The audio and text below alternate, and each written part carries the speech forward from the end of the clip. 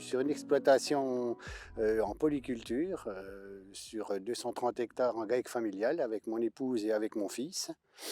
Nous sommes dans le Châtillonnais, hein, c'est ce qu'on appelle dans notre jargon ou sur un plan national les zones intermédiaires à faible potentiel. Donc on fait attention, on est obligé de faire attention à nos charges, à tout ça, de ce qui sur l'exploitation. Avant 2008, je faisais de l'élevage, j'avais une production, la production laitière qu'on a arrêtée en 2008. On a arrêté d'ailleurs tout l'élevage. Alors les légumineuses, on s'en servait avant 2008, on s'en servait comme fourrage avec les luzernes, avec les trèfles, via les prairies temporaires pour nourrir le bétail.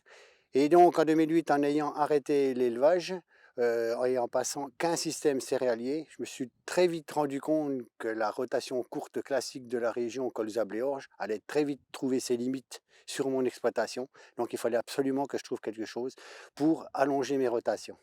Et c'est pour ça que j'ai choisi de passer en agriculture de conservation des sols, avec notamment le semi-direct. Et dedans, pour allonger les rotations, j'ai introduit les légumineuses.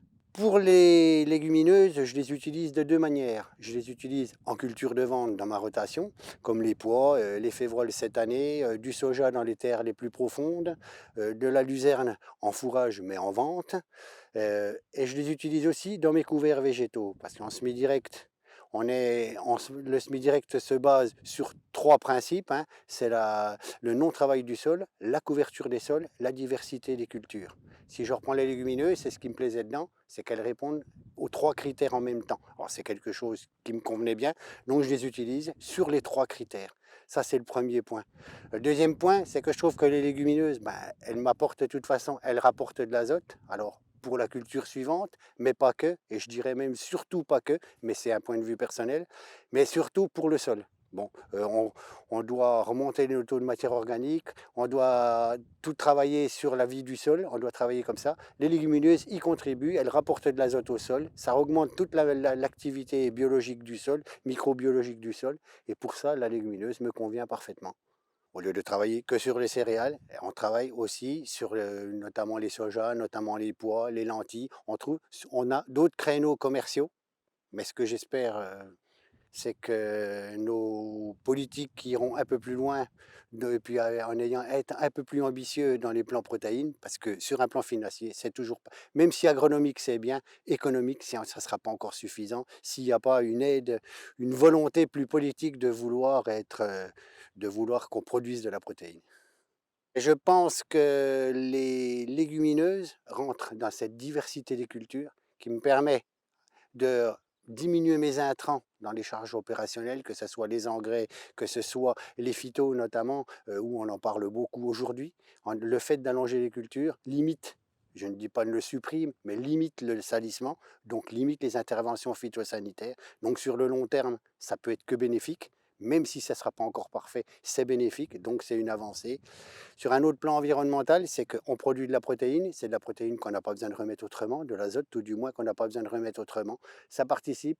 En point de vue découvert, ça rentre dans la structure du sol via les pouvoirs racinaires des légumineuses pour les couverts. Tout ça, c'est une super tête d'assolement. Et j'ai 40% de blé dans ma sole tous les ans.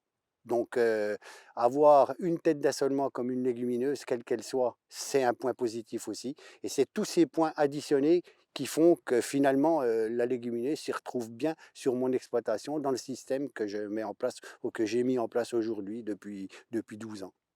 L'ensemble de découverts des légumineuses et du semi-direct me permettent de limiter sur l'érosion, me permettent de capter de l'azote ou de piéger les nitrates, me permettent de fabriquer de la matière organique, ça c'est des points, et en plus me permettent de séquestrer le carbone.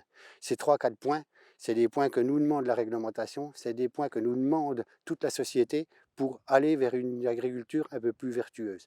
Donc je pense y répondre via ce biais-là, je pense y répondre dans le domaine de la durabilité. Puis ça me satisfait, c'est un peu pour ça que j'avais choisi un peu cette option-là.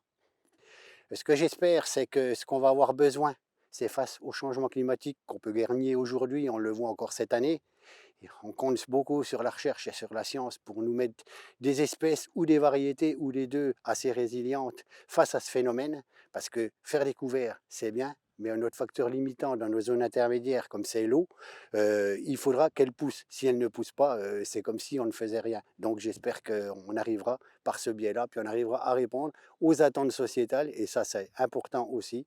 J'ai beaucoup plus aujourd'hui de facilité à expliquer mon métier par ce que je fais qu'avec ce que je faisais hier. C'est un point de vue personnel.